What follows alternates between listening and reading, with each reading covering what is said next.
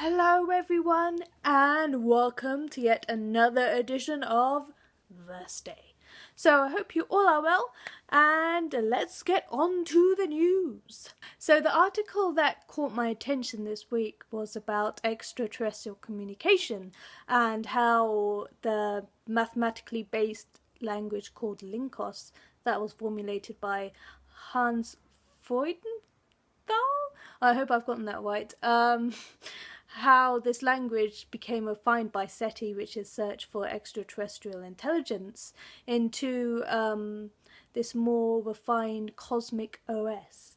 So it's a really interesting article, and it will kind of go in depth of how these languages came about and what they considered and how we can maybe take steps into communicating with extraterrestrial life. Now, for me, I've always been of this, not skepticism, but I think, we have a certain importance, I think, that we place on our communication and all these carbon-based life forms that we're looking for. And, there's only so many senses that a human can possess to perceive their environments. And you can go into Kant and all these kind of theories about how we can only perceive space and time, and everything is through this kind of lens. So before I go off on too much of a tangent, let's get back on to the poem. So here's the poem. How do you explain an icebreaker to beings that evade our eyes and ears, from planets rolling out light years away, corners of this cosmic playground? Would it be the need to break through barriers, or to build new ones, to redirect attention like the currents of air, torrents of water like on our Earth?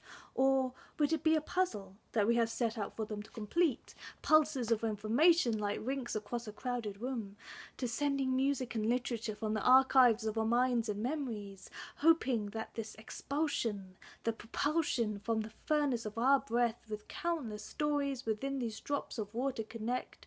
Or would they fall short?